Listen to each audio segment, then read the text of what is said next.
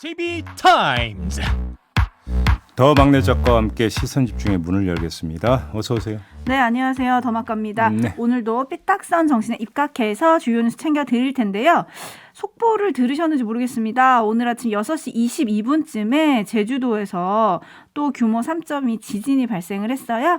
서귀포시 서남서쪽 38km 부근 해역에서 발생을 한 건데요. 네. 지난 14일 지진에 이은 여진이 이렇게 계속되고 있는 겁니다. 네. 아무래도 좀 몇 달간은 지속이 될 것 같아서요. 제주도에 계신 분들은 예의주시하셔야 할 것 같습니다. 그러게요. 그리고 김영민 님이 아이고 어쩌녁 산책할 때는 봄 날씨 같더니 지금은 호랑이 발톱 같은 날씨네요.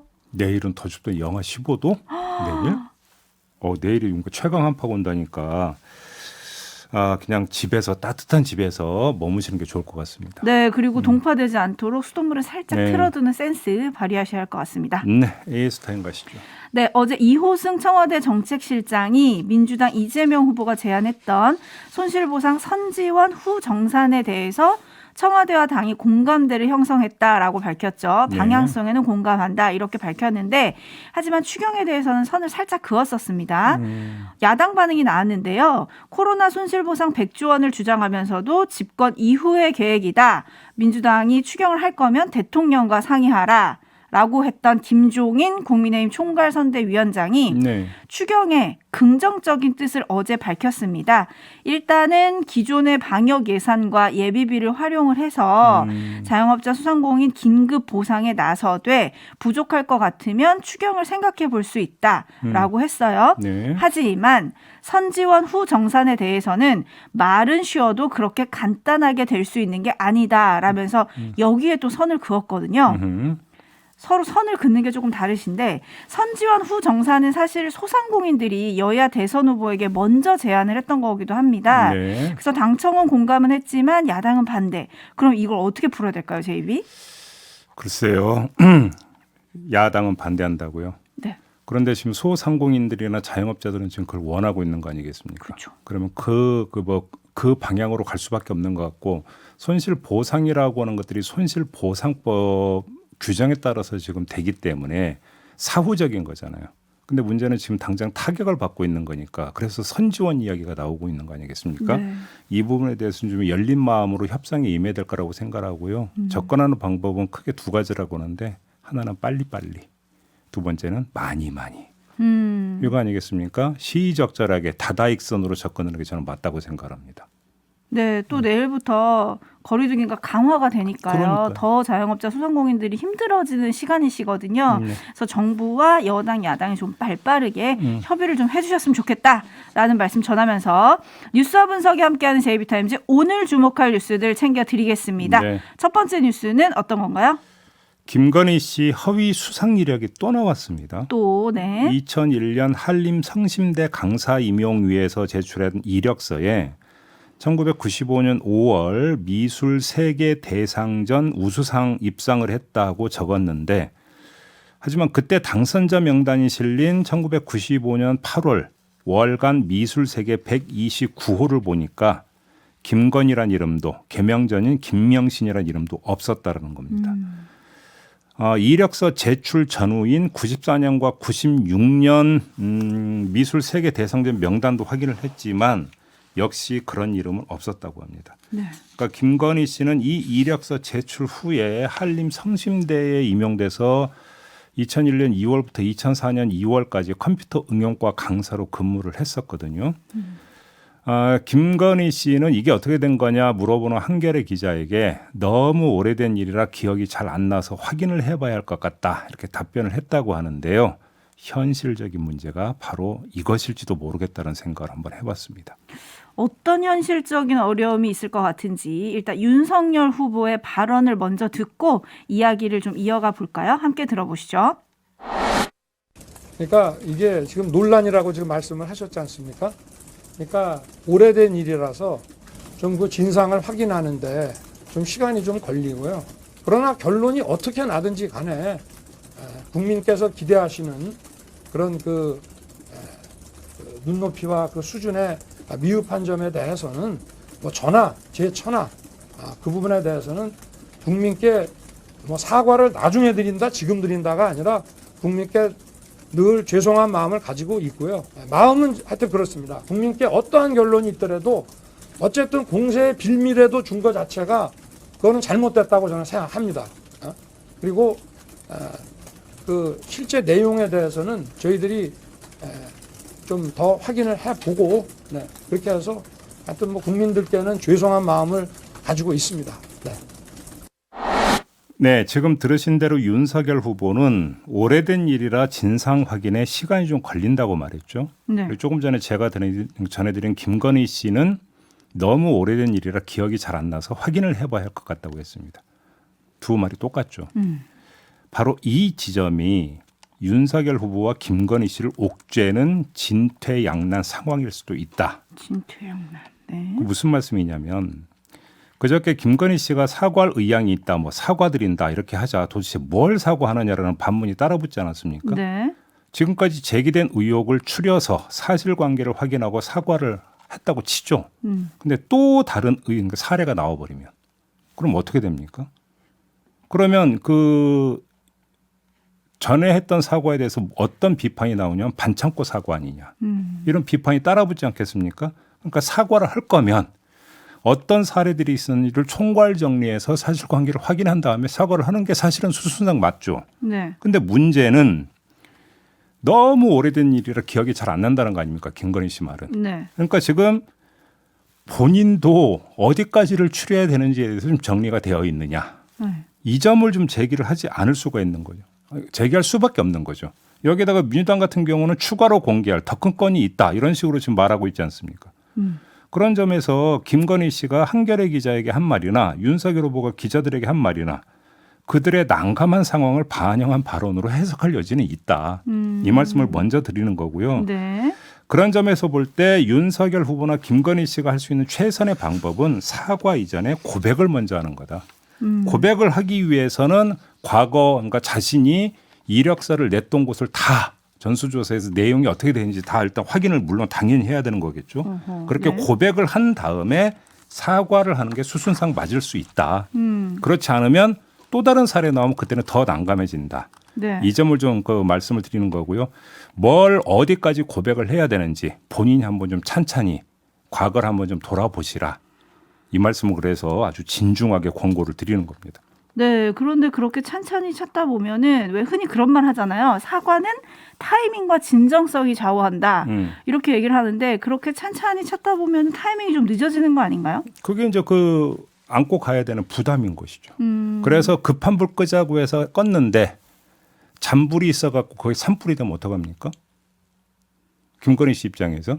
그러니까 네. 이러지도 못하고 저러지도 못하고 제가 아까 조금 전에 진퇴양난 상황일 수도 있다라고 진단하는 이유가 바로 여기에 있는 거죠. 네, 지금 촌철님들이 많은 의견 보내주고 계신데 사실 문제는 계속 의혹이 추가가 된다는 거 아니겠습니까? 그러니까 드리는 어제만 해도 윤석열 후보는 김건희 씨의 게임산업협회 비상금 감사 이력은 사실이다라고 항변을 했는데 노컷뉴스에 따르면 발기인 명단에 김건희 씨 이름이나 또는 개명 전 이름인 김명신이라는 이름은 없었다라고 보도를 했고 김건희 씨가 제출한 재직증명서에 찍힌 게임산업협회 회장 직인과 또 문체부로부터 제출받은 공식 문서에 찍힌 직인이 다르다.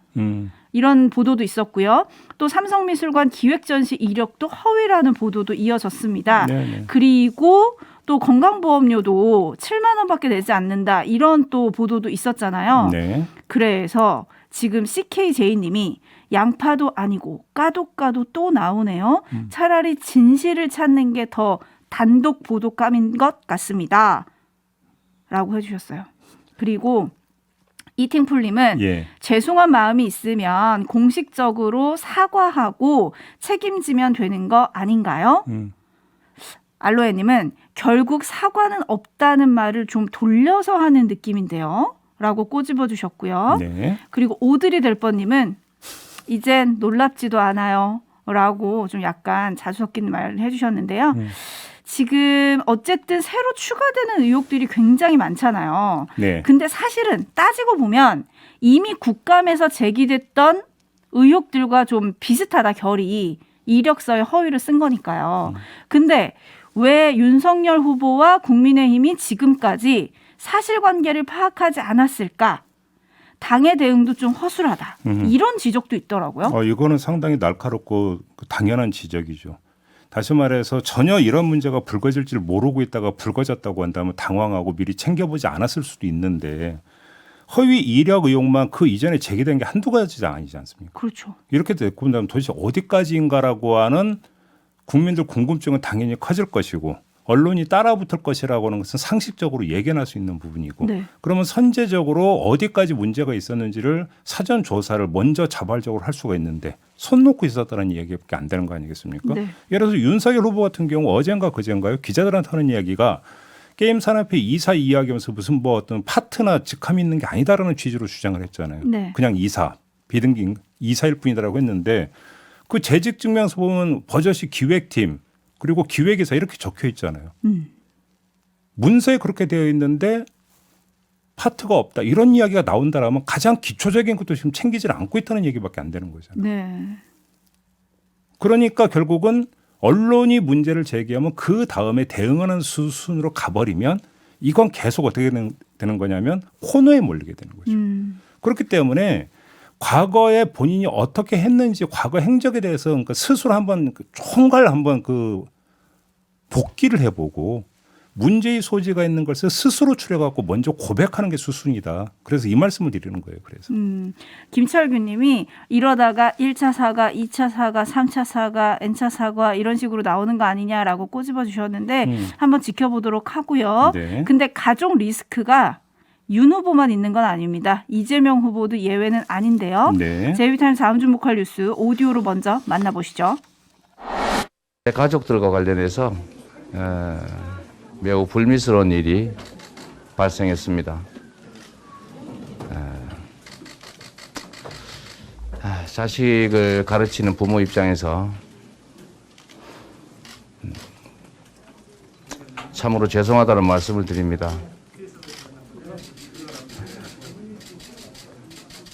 앞으로 이런 일 발생하지 않도록 배전의 노력을 기울이겠다는 말씀을 드립니다. 국민 여러분께 매우 죄송하다는 말씀 다시 한번 드리고 깊이 사죄드립니다. 네, 어제 저희가 전해드렸죠. 그 장남 불법 도박 의혹이 불거졌다고 전해드렸는데 바로 이재명 후보가 사실관계를 시인을 하고 이렇게 지금 대국민 사과를 했습니다. 네. 그럼에도 불구하고 뒤이어서 다시 추가 의혹이 계속 제기가 되고 있는 상황 아니겠습니까? 네. 뭐 이 국민의힘 같은 경우는 뭐 도박 사이트에서 550만 원 정도의 수익을 올렸다라면 억대 도박을 했을 가능성이 있다. 이 점을 지금 제기를 하고 있고 그다음에 마사지 업소에 들락거렸다라는 사실도 지금 제기가 됐고 이에 대해서 다시 뭐 성매매는 없었다라는 또 해명이 이어지고 있고 네. 패턴이 지금 비슷한 거죠.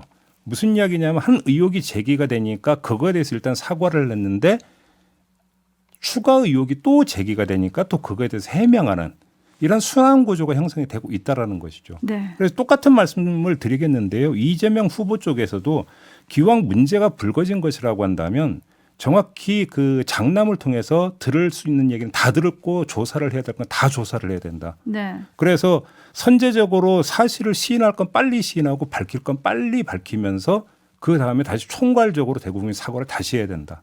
이 말씀을 드리는 거죠. 왜 그러니까 그게 안 되면 똑같이 반창고 사과다. 이런 이야기가 또 따라붙을 수 있는 거거든요.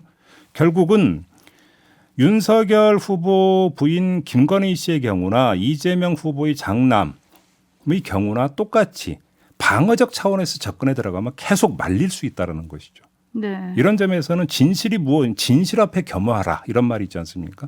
진실 앞에 겸허한 자세로 스스로 밝히고 또 스스로 고백하는 이게 돼야만이 유일한 해결책이다. 이 말씀을 다시 한번 드려야 될 것 같아요. 네, 지금 일반인님이 이재명 아들 잘못한 건 무조건 맞는 것 같고요. 사과는 계속하는 게 옳은 것 같습니다라고 의견을 보내주셨는데 네. 일단 어제 지금 이재명 후보는 앞서 들으신 오디오대로 사과를 하면서 일어나서 90도 인사를 하기도 했거든요. 네. 그래서 일단은 윤석열 후보의 첫 대응과는 좀 다르다. 이런 비교가 일단은 많았어요. 그러면서 국민의힘 인사들은 아들 문제로 윤석열 후보 캠프 직도 내려놔야 했던 장제원 의원의 준하는 행동을 이재명 후보에게 요구하고 있는데 그러면 이건 어떻게 보세요? 후보직 사퇴하라는 얘기입니까? 네, 후보직 사퇴하라고 아예 말씀하신 의원도 있더라고요. 그러면 부인 문제가 불거진 윤석열 후보는 어떻게 해야 되는데요? 그러면 그렇게 하면 또 이준석 대표는 그랬죠. 정가 사범인 후보는 어떡하냐? 그러면 동반 사퇴하면 됩니까? 두 분 모두? 아, 네, 그렇게 꼬리에 꼬리를 물게 되는군요. 네, 넘어가겠습니다. 좀 비현실적인 얘기 아닐까요? 네, 하얀 아지맘님은 자식 문제 뜻대로 안 되네요라고 의견 보내주셨고 네. 반면에 8702님은 자식 교육 잘못 시킨 것도 큰 죄입니다라고 또 상반된 의견을 보내주기도 하셨습니다. 8795님은 오호 통제라 대한민국의 이 현실이 안타깝습니다. 이 사람도 저 사람도 점점점 해주셨는데 아마 이렇게 생각하시는 분들이 꽤 있으실 것 같아요. 네. 그래서 여튼 뭐 여야 유력 대선 주자들의 가족 리스크 여야 양쪽에서 공이 지금 뭐 공격하기도 하고 또 방어하고 있기도 한데요. 3부에서 민주당 김남국 의원과 국민의힘 김진태 의원 차례로 연결해서 더 짚어보도록 하시죠. 제가 마지막으로 한 말씀만 드리겠는데요. 윤석열 후보나 이재명 후보나 가족 리스크가 불거졌잖아요. 그러니까 그거를 뭐 없애고 할 수 있는 부분은 더 이상 아니거든요. 그러면 국민적 평가는 포인트는 어디로 이동을 하냐면 가족 리스크를 대하는 두 후보의 태도로 가게 됩니다. 이게 어찌 본다면 국민적 평가를 가르는 주 요인일 수 있다. 그렇죠. 두 후보가 좀 이걸 좀 유념을 했으면 좋겠습니다. 투명성과 진정성이 중요한 그렇죠. 거 아닐까요? 그렇습니다. 바로 그거죠. 네, 살펴보도록 하고요. 뉴스와 분석이 함께하는 제이비타임즈 다음 주목할 뉴스 넘어가겠습니다. 어떤 건가요? 조두순 씨 기억하시죠? 뭐 네. 더 설명 안 해도 되죠. 오늘 새벽에 뉴스가 나왔는데요. 20대가 조두순 씨의 집에서 습격을 했다고 합니다. 20대 남성이 예, 조두순 씨 20대 집으로 남성이 찾아가서 경찰입니다라고 해서 문을 열어주니까 집안에 들어가서 집안에 있던 둔기로 조 씨 머리를 가격을 했다고 합니다.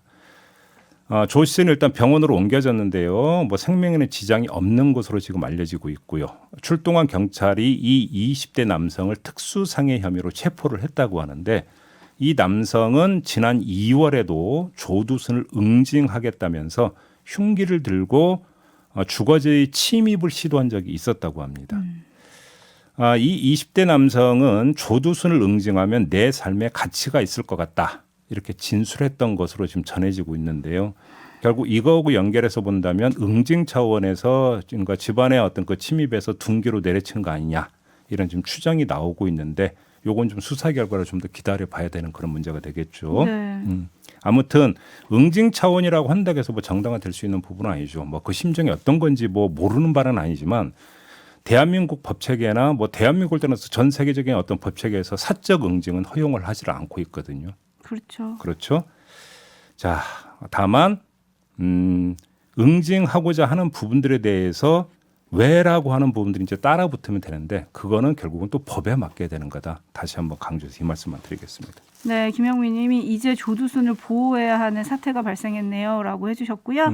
장현성 님은 그냥 영웅 심리가 아닐까 정당화되지는 않습니다 라고 꼬집어 주셨는데 예. 좀 여러 생각을 하게 하는 뉴스가 아닌가라는 생각이 들었습니다. 네. 참 여러 개의 이야기가 좀 나올 수 있고 뭐 여러 가지 생각이 드는데 이럴 때는 말을 아껴야 되는 것 아니겠습니까? 아무튼 수사 결과를 좀 기다려 보도록 하겠고요. 오늘 JB타임즈는 이렇게 마무리하겠습니다. 네, 마무리하기 전에 한미 외교차관이 오늘 서울에서 고위급 경제협의회를 엽니다. 공급망 문제와 코로나19 백신 협의 등을 논의한다고 하는데요. 이것도 좀 시선 집중해야 할 것 같고요. 그리고 지금 많은 분들이 여야 대선 후보에게 시선 집중을 청취해라. 매일 청취하면 답이 나올 수 있다라고 좀 보내주고 계신데요. 네, 캠프에서 좀 듣고 계시면 좀 참고하시면 좋을 것 같습니다. 많이 듣고 계신 걸로 알고 있습니다. 네, 이렇게 자뻑하면서 마치죠. 더마카 수고하셨습니다. 고맙습니다.